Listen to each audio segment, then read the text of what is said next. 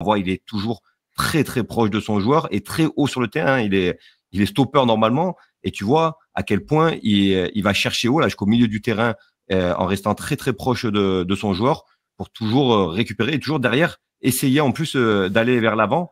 Forcément, son poste de prédilection à Lens, c'est axe gauche. Après, n'oublions pas que quand il a été recruté en 2020, Facundo Medina était plus un latéral gauche. Hein, donc, voilà. Donc, ouais, il a évolué dans sa jeunesse sur l'aile gauche. Donc, c'est un garçon de manière qui sait tout faire.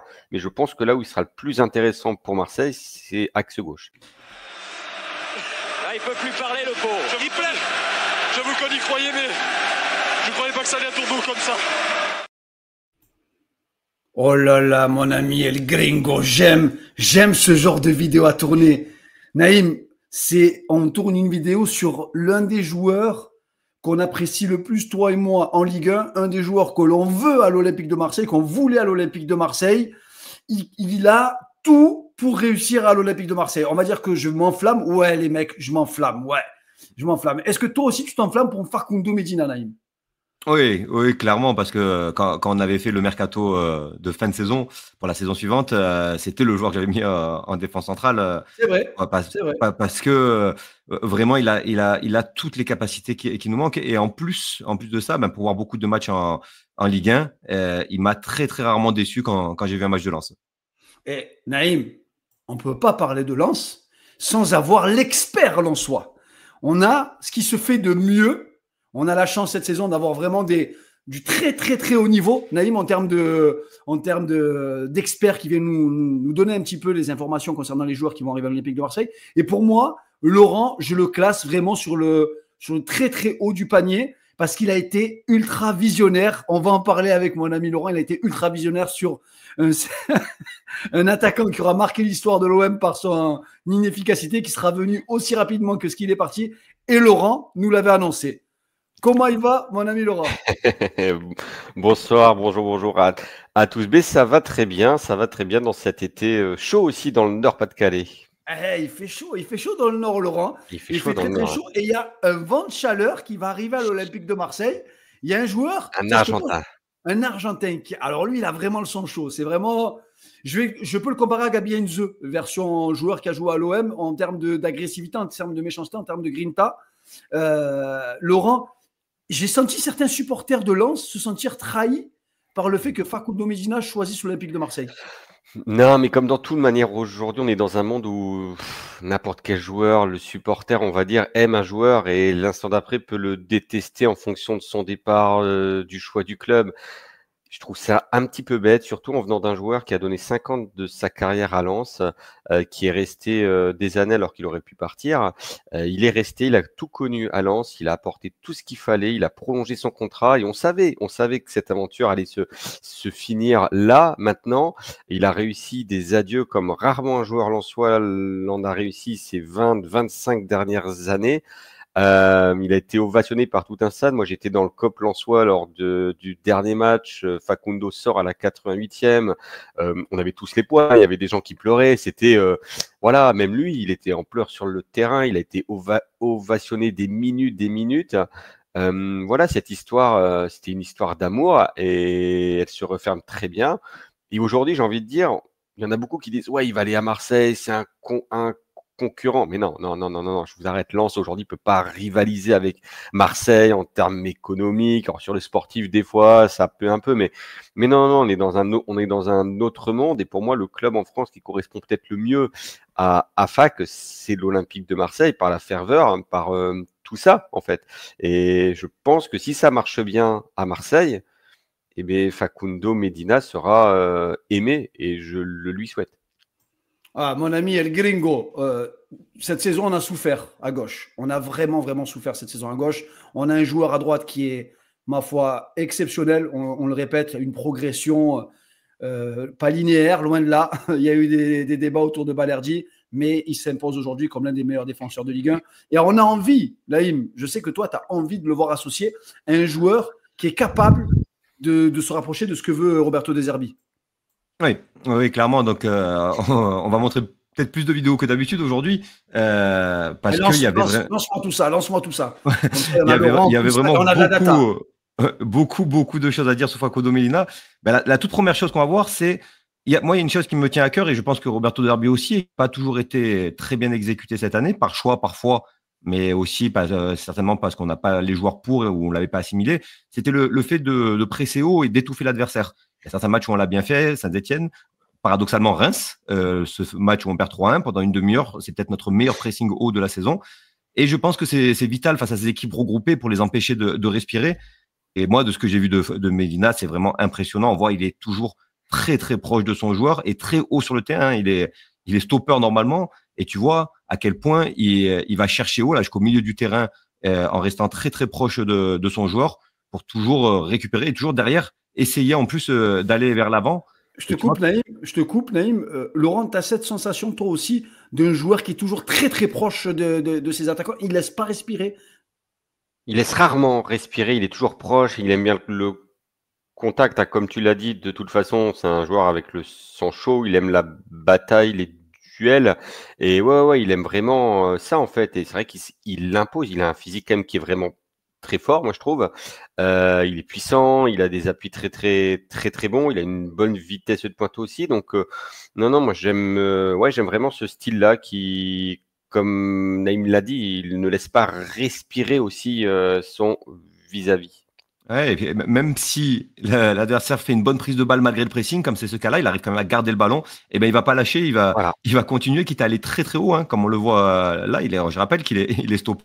Et peu importe l'adversaire, parce que là c'est le Paris Saint-Germain, et il va aller chercher Dembélé jusqu'à 30 mètres de sa cage. Et sur la première récup, il retente derrière et il rejette encore une relance qui finira en 6 mètres. Ouais. Donc vraiment déjà un des premiers atouts de Facundo Medina, c'est ça, c'est cette agressivité, cette présence physique sur le porteur de balle et cette capacité donc à faire monter en fait tout son bloc à lui tout seul, parce que dès les premières relances adverses, il est présent sur son adversaire, peu importe où il est sur le terrain, même s'il est très bas, il ira le chercher, donc lui très haut. Laurent, tu nous disais, toi, en préambule, que il y avait des stats que tu nous as montré en off sur Facundo Medina physiquement. Parce que je pense qu'il y a beaucoup de supporters de l'OM déjà. Après, on va parler d'un point de vue placement. On ne sait pas où on le situe en fait. Tu vois, comme défenseur, est-ce qu'il est plutôt défenseur central gauche dans une défense à 3? Est-ce qu'il peut jouer? En fait, Medina, pour moi, il sait tout faire. Mais, il sait tout faire. Ouais, c'est ça en fait. Sous Francaise notamment, on le voyait très souvent, mais même l'an passé, on le retrouvait très souvent dans la surface adverse, limite dans une position de 9,5. Donc des fois, on se demandait, mais est-ce que c'est Fak qui est le numéro 9? Moi, je l'aime bien en tant que relayeur. Alors, il a jamais eu ce poste attitré. Il a joué quand même une fois en tant que numéro 6 face à Lille la saison passée. Il avait été très bon.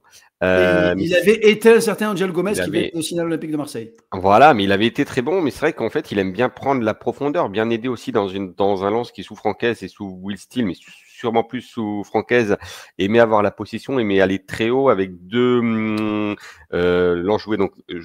dans une défense à 3 avec deux axes, un axe droit et un axe gauche qui aime percuter, qui aime aller très profondément en fait, et c'est vrai qu'il excellait là-dedans, dans la fixation du bloc, décalage après à droite-gauche, il a une qualité de frappe qui est très bonne, il aime dribbler, il sent vraiment bien le jeu, et en fait tu peux le retrouver vraiment partout. Il a déjà marqué bien évidemment, bon de la tête aussi. Alors ça c'est... Attends, c'était quelque chose sur ce que j'ai vu. Il n'est pas mauvais de la tête, il est vraiment pas mauvais. Regarde, je te mets. Ça vient de nos amis de Data Scout qu'on embrasse, qui sont toujours excellents de voir ce qu'ils peuvent proposer comme contenu. N'hésitez pas à il est quand même un petit peu plus faible, ouais, tu vois. En fait, quand on a regardé ça avec Naïm, on s'est dit, mais en fait, Balerdi Medina, ça match parfaitement. Chacun d'un côté, chacun il a un petit peu sa force. Et ça fait mal. Regarde, il gagne quand même 61% de ses duels aériens en fait, donc ce qui est pas si mal que ça. Il en dispute moins qu'un Joe Grady, exemple, ou qu'un Danso pouvait, mais il en gagne bien en fait, et c'est très important. Alors c'est vrai qu'en tant que latéral gauche, je vais pas dire que j'ai mis des réserves, je l'ai trop peu vu dans un lance qui avait la maîtrise, parce qu'on l'a vu surtout l'an passé. Donc, je sais pas. Moi, c'est vrai que forcément, son poste de prédilection à Lens, c'est axe gauche. Après, n'oublions pas que quand il a été recruté en 2020, Facundo Medina était plus un latéral gauche. Hein, donc, Ah, Voilà, donc ouais, il a évolué en tant que dans sa jeunesse sur l'aile gauche. Donc c'est un garçon de manière qui sait tout faire, mais je pense que là où il sera le plus intéressant pour Marseille, c'est axe gauche. Naïm, il y a des choses que tu vas nous montrer. Oui, bah justement, on parlait de cette fameuse possibilité de jouer axe gauche, hein, c'est latéral gauche, c'est pas impossible à l'Olympique de Marseille. Donc, il y avait beaucoup de doutes justement. Il y a beaucoup de supporters qui disent que si c'était pour le recruter à ce poste-là, c'était pas forcément une bonne idée. Donc, je me suis intéressé à ça et je me suis rendu compte qu'au final, dans ces matchs, même quand il est stopper gauche, il se retrouve très souvent dans une position de ce qui correspond chez nous au latéral gauche, de la manière dont on joue, avec des relances toujours vers l'avant. On le voit, hein, peu importe la position où il est sur le terrain, peu importe le pressing, il va toujours aller de l'avant. Donc ça, c'est la première chose. La deuxième chose, c'est qu'il a des mouvements de latéral. Là, on peut le voir sur cette action où il donne et il demande de suite derrière. C'est quelque chose qui le gêne pas.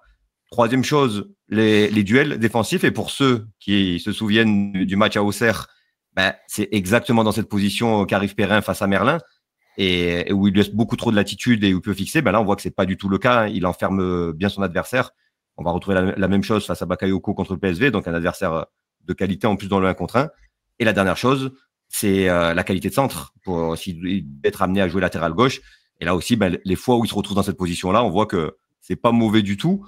Donc, est-ce que c'est son meilleur poste? Je sais pas. Est-ce qu'il semble avoir toutes les qualités pour pouvoir jouer à ce poste-là dans la configuration olympique de Marseille? J'ai quand même l'impression que oui.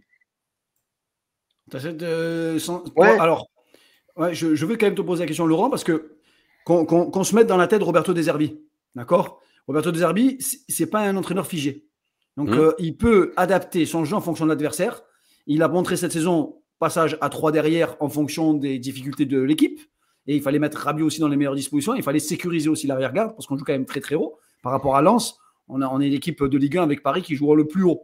Et la question qui se pose aujourd'hui, c'est que dans l'organisation, le poste de latéral gauche, si on repasse à 4, à voir si y a Murillo à droite et lui à gauche, avec un central gauche, peut-être Nadif Aguerd ou alors un autre défenseur central. Est-ce qu'on peut se dire que Medina, il a la qualité de pied déjà pour être capable de jouer sur le couloir? La qualité de pied, sans aucun doute. Mais j'ai même envie de te dire, à Lens, donc il a joué latéral gauche, il a aussi joué axe gauche, latéral gauche dans des matchs où Lens était en dispositif hybride, c'est-à-dire que ça défendait des fois à 4, à 5, s'attaquait à 4, à 5. Alors, il avait Machado aussi à gauche, mais qui montait très haut. Donc, en fait, lui, il compensait aussi, finalement, dans un rôle de latéral gauche. L'an dernier, des fois, en tant que piston gauche, il y avait Anas Zarouri, qui est plus un meneur de jeu replacé à gauche. Donc, il a fallu quand même que lui apporte tout son savoir-faire sur l'aile gauche avec son pied. Bon, en termes de pied, il n'y a aucun souci, en fait. Voilà. Est-ce que le seul truc, c'est est-ce qu'être latéral gauche, ça ne le freinera pas offensivement parce qu'il aura peut-être peur de moins couvrir en fait. Mais après, j'ai envie de dire, ça c'est un choix du coach et c'est surtout une organisation plus globale. C'est si il monte, qui vient le couvrir en fait. Mais ça, moi, j'aimais pas trop de doute. Et regarde, je te la mets, la heatmap de la saison dernière. Ouais. C'est quoi cette heatmap? C'est pas un défenseur central gauche. Il a pris tout le couloir, en fait, toute la saison. Alors, j'ai une stat. Medina. J'aime tes stats. Moi, j'aime tes stats. Medina a fait 1808 passes l'an dernier. C'est le Lensois ayant réalisé le plus de passes, tout simplement. Ah, donc gros volume de jeu. Gros volume de jeu. Il a réalisé 35 interceptions l'an dernier. Aucun autre Lensois ne fait mieux aussi. Donc, balle au pied, sans balle au pied, il est toujours bien placé. Et j'avais vu une stat sous Franck Hez, tu me rappelles, moi, j'avais vu cette stat, j'avais été choqué. C'était l'un des défenseurs en Europe qui réalisait le plus de passes progressives vers l'avant. Exactement. Bah, depuis qu'il est de Talence, de toute façon, c'est vraiment ça. C'est un des défenseurs qui réalise le plus de passes vers l'avant. C'est un des joueurs aussi qui progresse le plus vers l'avant, balle au pied, parce qu'encore une fois, il aime porter le ballon, il aime fixer, il aime, voilà, c'est un jeu de position et c'est fait pour lui. Donc j'espère qu'il se retrouvera, on va dire, dans le jeu de De Zerbi. Ouais, Naïm, je te vois avec le sourire là. Là, je te vois avec le sourire. Hein. C'est très intéressant parce que ça rejoint totalement la prochaine vidéo. C'est vraiment justement cette capacité, je trouve qu'il a, qui est impressionnante à utiliser l'espace. Ce qui est assez rare pour un défenseur central, qui ont tendance plutôt à sécuriser une fois qu'ils ont donné le ballon. Lui, non, il est totalement dans le développement de fonction permanent et même il peut être très surprenant dans les choix. Là, la plupart des défenseurs centraux qui monteraient le ballon iraient fixer le joueur que j'ai barré et pour aller décaler à gauche, créer ce sursaut nombre à 2 contre 1. Ben lui, non, pas du tout. Il va trouver une passe intérieure de numéro 10. En réalité, là, regardez la densité de joueurs adverses. C'est pas une passe que fait un stopper normalement. Et que ce soit par la passe, et comme tu as très bien dit, ou alors par le déplacement. Là, pareil, encore une fois, un défenseur central classique, entre guillemets, après avoir donné ce ballon-là, il va sécuriser derrière, parce que tu vois qu'il y a un attaquant qui rôde. Lui, non, pas du tout. Il va aller de suite se proposer ou chercher cet espace qui vient de se créer et rester dans un intervalle de passe potentiel pour son partenaire. Ça, c'est quelque chose que j'ai retrouvé très, très souvent, Laurent, vraiment. Cette disponibilité, comme tu disais, tu l'avais trouvé bon au milieu. Sur cette action-là contre Lyon, encore une fois, là, c'est quelque chose que très peu de latéraux vont aller faire, cet appel vraiment sur la latéralité. Et parce que l'espace est là, comme je l'ai mis en évidence. Donc, il va chercher cet espace. Et encore une fois, il s'arrête, il se bloque dans cet intervalle de passe pour proposer une solution à son partenaire. Et la dernière séquence, c'est vraiment ce que tu nous disais tout à l'heure. Alors, d'abord, c'est vrai qu'il y a cette séquence-là contre Paris pour montrer que peu importe l'adversaire, il n'hésite pas non plus à percuter balle au pied. Et voilà, c'est celle-là vraiment qui m'intéressait parce que ça rejoint ce que tu dis. Il monte le ballon, il joue en 1-2 et derrière, il va aller chercher cet espace-là. Il va gagner du terrain balle au pied. Et voilà, donc et il a créé de l'espace pour son partenaire sur le côté. Ça rejoint totalement ce que tu disais, c'est-à-dire qu'à la fois avec le ballon dans le pied par la passe, il va créer un décalage comme il avait fait avec ce 1-2 au début de l'action. Puis par la course et sa vision du jeu, il va prendre l'espace et en créer un nouveau pour son partenaire. C'est ça. Laurent, quelque chose d'important, je le vois rarement ça. Un joueur qui n'a pas peur de la zone dans laquelle il est. C'est rare ça. C'est-à-dire que dans la tête des joueurs, le dépassement de fonction, ça peut être fait. Mais par exemple, un latéral gauche qui se retrouve à demander le ballon dos à la cage au milieu de terrain, c'est rare. Parce qu'ils sont habitués à coller la ligne. J'ai l'impression que Medina, sur le terrain, électron libre. C'est un petit peu ça, mais je pense vraiment qu'il a beaucoup appris avec Francaise et qu'il a développé une intelligence de jeu. Déjà, il en a une bonne à la base. Il en a développé une autre, voilà, avec plein de séquences de jeu, de comment réagir en fonction du mouvement de ton équipier adversaire, tout ça. Et aujourd'hui, en fait, j'ai envie de dire qu'il arrive à se situer dans n'importe quel espace de jeu, n'importe quelle situation de jeu, en fait, et que ce soit défensivement, mais offensivement. Dans la surface, en fait, il ne panique pas aux abords de la surface, il sait ce qu'il faut faire. Il va jamais te mettre un ballon, te le gâcher, te l'envoyer à droite-gauche, voilà. Non, il sait vraiment faire. Ouais. C'est pas le même profil que Brassier, hein, c'est ça que je suis en train de me dire. Il va avoir vraiment le même style de pied, c'est ça? Il a un très bon pied gauche. Et il a même un très bon pied droit puisqu'il a déjà marqué avec son pied droit. Ah, attends. Moi, tu es en train de me chauffer. Il est où le bas blesse? Il y a le bas qui blesse quelque part. Tu m'as sorti une stat, elle est incroyable et je l'aime déjà, cette stat-là. Mais je pense que peut-être nos abonnés, les gars, je ne suis pas sûr que vous allez aimer. Celle des cartons. 61 cartons jaunes pris avec le RC Lens, donc en comptant les deuxièmes cartons jaunes. C'est le 3e Lensois de l'histoire le plus averti, juste devant un certain Cyril Roll, mondialement connu. Voilà, derrière Sikora et Jean-Guy Ouellem, qui ont un nombre de matchs bien plus important. Mais à noter que jusqu'à l'été dernier, le match contre le Panathinaikos en Coupe d'Europe, il n'avait jamais pris un seul carton rouge, ce qui était quand même une prouesse, parce qu'il en était à cette époque-là une 50aine de jaunes, aucun rouge. Il a pris son premier rouge contre le Panathinaikos, il a pris son premier rouge en Ligue 1 cette saison. Mais bon, ça reste quand même un joueur qui, on va dire, alors sauf contre le Panathinaikos, il y a beaucoup de Lensois qui lui en veulent parce que ça a gâché un peu le match, mais c'est un joueur qui sait toujours être à la limite en fait. Il sait prendre son carton, voilà, il prend son carton, mais derrière, il se contrôle en fait. Et il est très malin, il a la grinta, il sait parler, il sait provoquer, c'est pour ça, à Marseille, ça peut que marcher si ça se passe bien. Naïm, il reste un dernier point. Et pour beaucoup, vous le savez sur cette chaîne, Naïm et moi, on a un problème avec ce point qui est très important. on appelle ça pace en anglais, vitesse en français. Ouais, peut-être qu'on a un problème avec ça, mais c'est parce que c'est une réalité. C'est qu'on joue tellement haut, on est amené à jouer haut parce que ce que je répète semaine après semaine, les plans de jeu des équipes françaises sont souvent assez minimalistes contre nous. C'est de se mettre très bas et de jouer les contre-attaques avec des attaquants qui vont très vite. Donc, vraiment, quoi qu'il arrive, peu importe les idées de jeu, j'ai envie de dire, nos entraîneurs, on est amenés à jouer haut et à laisser des espaces dans notre dos. Et donc, à un moment donné, il faut des joueurs qui sont capables d'aller vite. Et Medina, ça va quand même vite. Ça va quand même très vite. On le voit sur cette action.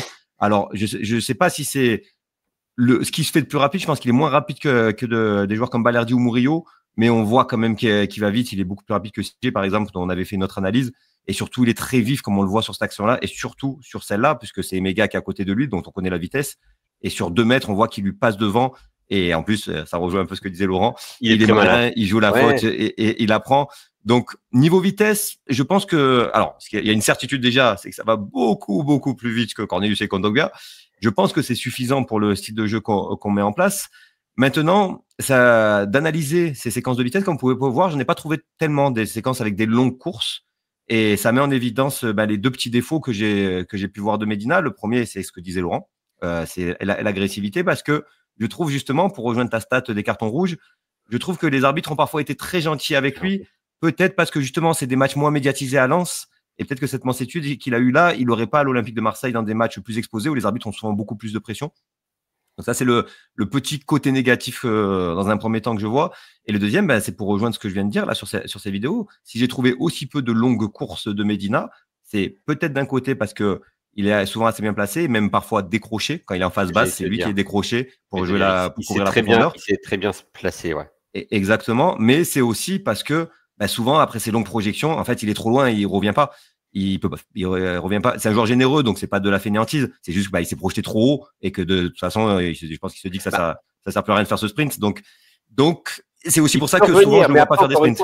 Ça dépend de la liberté qu'on va lui accorder, ça dépend le schéma, ça dépend les joueurs qui compensent. Si on lui dit tu peux monter de toute façon, il y a quelqu'un qui compense. Il n'y aura aucun souci en fait. C'est juste, voilà, c'est une histoire derrière de qui va prendre sa place pour un éventuel contre. Ce qui est certain en tout cas, c'est que cette faculté qu'il a et qu'on a vu particulièrement dans la vidéo de mouvement où il se déplaçait entre les lignes, ce qui nous rappelait un peu, Bilal, j'allais dire la bonne période de Quentin Merlin, je vais te dire plutôt la seule bonne période de Quentin Merlin à l'OM, c'est-à-dire le début de saison dernière, où il se baladait entre les lignes et où il avait été très très bon. Et ça va nous rajouter vraiment une plus-value face à ces blocs bas, cette capacité qu'il a à créer des décalages, à se projeter, à se mettre entre les lignes. Et effectivement, à un moment donné, si on étouffe l'adversaire avec ce qu'il amène aussi en termes de pressing haut, cette gestion de la profondeur, ça sera un moindre problème à gérer parce que Balerdi sera seul pour gérer presque aucun attaquant. Et donc vraiment, c'est un joueur que j'aime beaucoup et surtout, on a vu à travers ces 4 vidéos, 4 champs de ses capacités qui sont adaptés à ce que demande Roberto De Zerbi. Laurent, je te pose une dernière question. Pourquoi il est sous-coté, Medina? Pourquoi il n'y a pas de plus gros, je ne vais pas dire club que l'OM, mais international argentin? À Lens, ce n'est pas la même chose. Parce que les internationaux argentins, quand même, ils sont souvent dans des équipes plus huppées que Lens en Europe. Donc, être international à Lens, ça veut dire aussi beaucoup de choses pour le sélectionneur argentin. C'est quoi? Il y a un problème d'agent? Le comportement, ça donne quoi, Medina? Alors, c'est quoi le comportement du joueur? C'est super, c'est une énorme crème. Facundo, il est aimé de n'importe qui. Si c'est aussi des fois agressif, entre guillemets, pénible peut-être sur un terrain pour un adversaire aussi gentil, il est en fait. Il a des valeurs, une éducation, il est ouvert sur le monde, il est... Non, c'est quelqu'un qui peut s'intégrer partout, je pense. Encore une fois, il est très respectueux des institutions, des supporters, des enfants, de tout. Et je sais pas pourquoi il n'est pas un autre club peut-être veut pas venir sur lui, peut-être que par rapport à son âge, j'en sais rien. Il a que 26 ans. Hein. Voilà, il vient de faire 5 ans à Lens. Je sais pas, franchement. Manque d'exposition de la Ligue 1 avant tout, peut-être. Ouais, peut-être manque d'exposition de la Ligue 1 parce qu'on peut pas dire que sur sa période lensoise, Lens n'ait pas été exposé. faut quand même dire, voilà, Lens a fait quand même une Mais Coupe oui. d'Europe, a fait même deux, enfin, a fait la Ligue des Champions, Arsenal, a fini deuxième devant l'Olympique de Marseille. C'est vrai. Non, mais je veux dire par là, on en parle. Lens reste quand même un club populaire Bien en sûr. France, quatrième ou cinquième club le plus populaire. Donc à partir de là, je pense pas que ce soit une sous-médiatisation. Je pense vraiment que enfin, je pense. Je n'en sais rien en fait. Et j'ai envie de dire, tant mieux pour Lens de l'avoir gardé 5 ans. Si la Ligue 1 peut en profiter avec Marseille, tant mieux pour Marseille. Voilà, et j'ai envie de dire, le but c'est que le joueur s'épanouisse. Voilà, moi encore une fois, j'ai aucune rancœur sur son choix potentiel, sur son départ. Bon, non, merci quoi. Voilà. Ah bah, c'est magnifique. Alors moi, j'ai peut-être une explication. Vas-y. Vous me dites ce que vous en pensez. Mais en fait, par rapport aux standards que recherche notamment la Première Ligue sur les défenseurs centraux, Un il lui petit peu manque trop la taille. petit. Ouais. Il lui manque la taille. Voilà, un peu comme un gardien explosif, mais qui n'a pas la taille nécessaire pour répondre aux standards. Peut-être que je me trompe, mais j'ai bien peur que moins de 1m88, 89, C'est un ça. défenseur central, dans les gros Ce qui est championnats. fou parce qu'il fait pas En Angleterre, 1m75 c'est non même pas plus, la quoi. peine. Il fait 1m80. Ouais, mais- quoi. Ouais, mais regarde, Lens cet hiver a vendu Kuzanov à Manchester City et il fait un 87, je crois, ou un truc comme ça, à 1 centimètre Ouais. près. Et C'est tu la perds limite. C'est la quelques limite, millions ouais. en fait aussi. Hein. Et tu perds C'est quelques vrai. millions. Hein. C'est impressionnant. Hein. Ils sont très focus là-dessus. Hein. Ouais, sur les duels aériens, ils sont très focus aussi dans le duel aérien. Et je pense que c'est les Anglais, ils ont toujours ce rapport avec le défenseur central qui doit avoir une taille pour faire peur à l'adversaire et qui peut avoir aussi, tu vois, être agressif dans le jeu aérien, probablement. Voilà, mais non, mais un Facundo, j'aurais bien vu aller en Espagne. Je sais qu'un temps, ça parlait de lui à l'Atlético. Ah, totalement. Voilà, Totalement. donc, mais c'est vraiment le style de jeu pour lui, en fait. Et bon, Mais écoute, Naïm, j'ai envie de te Tant mieux dire pour nous. tant mieux pour nous. En tout cas, bah, Laurent, comme d'hab, mille merci. On va se retrouver encore une fois cette plaisir. saison. J'espère Oui. avec des grands matchs entre l'OM et Lens et entre Lens et l'OM. Naïm, je suis désolé à tous nos abonnés. Vous allez dire on s'enflamme. C'est vrai. On aime ce mercato-là parce qu'en plus, c'est un joueur qu'on apprécie avec Naïm. Donc, on voulait vous faire cette vidéo pour vous montrer pourquoi c'est le choix aussi de la direction de l'Olympique de Marseille de s'arrêter sur l'aspect du jeu, l'aspect tactique et sur l'importance, comme tu as dit, Laurent, du comportement aussi du joueur et du caractère. En fait, il y a tout qui match. Pour moi, en fait, sur Medina, je vois tout matcher. C'est-à-dire un mec qui peut jouer plusieurs postes. Si demain on a un blessé au milieu de terrain, il peut venir dépanner au milieu de terrain. Tu as un joueur à gauche, il peut jouer à gauche, il peut jouer dans l'axe central. Limite, je peux même le faire jouer en pointe. Exactement. Et l'avantage, j'ai envie de dire, et finir dessus, on comparait au tout début Eli Wahi avec Facundo Medina. En fait, l'avantage de Fac, c'est qu'il va venir à un poste moins exposé aussi. Il faut dire ce qui est. C'est-à-dire que s'il marque pas au bout de 2-3 matchs, on lui en voudra pas. Et que la moindre erreur peut être rattrapée. Enfin voilà, il aura peut-être une période d'adaptation un petit peu plus longue pour les fans de l'Olympique de Marseille. Enfin voilà. Donc, et je pense que ça le fera. Et surtout, Naïm, pour conclure, Balerdi, Medina, Rouli, ça va être caliente derrière quand même, parce que. Ça donne envie, ça c'est clair. En tout cas, ce qui est certain, c'est que personne ne peut prédire si un joueur va réussir ou pas, mais je répète souvent que il faut dissocier une erreur de recrutement d'un joueur qui échoue. Et pour moi, par exemple, des joueurs comme Koné ou Dedic, ils avaient les profils, c'était des bons recrutements, c'est eux qui n'ont pas qui ont pas réussi. Pour moi, Medina, il a toutes les capacités c'est un très bon recrutement. Est-ce que c'est un joueur qui va réussir? Maintenant, c'est lui qui va nous le montrer, c'est lui qui a la réponse dans ses pieds. Ah ben, place au terrain, les amis. Vous savez que la reprise, c'est le 7 juillet. Les enregistrements aussi des joueurs, c'est souvent le 1er juillet. Donc, on sait que c'est toujours… les gens sont mercato, sortez-nous les infos. Les gars, la qualité avant la quantité. Les rumeurs, il y en a 280 pendant le mercato. L'OM est un club qui sert de tremplin pour les agents, pour les directeurs sportifs, qui permet de mettre la pression sur d'autres clubs. Ne l'oubliez jamais, en tout cas. Merci à toi, mon ami El Gringo. Merci Laurent. On se retrouve, les amis, très, très rapidement sur la Minute OM. N'oubliez pas de liker, de partager, de commenter les potos parce que ça nous aide énormément au référencement. Vous nous le répétez sur chaque vidéo. On se la régale avec Naïm et vos commentaires sont toujours aussi extraordinaires. En tout cas, merci à tous et on se retrouve très, très, très bientôt, les amis, parce que ce mercato, c'est que le début. On est deuxième du championnat de France. L'OM ira en Ligue des Champions, bien évidemment.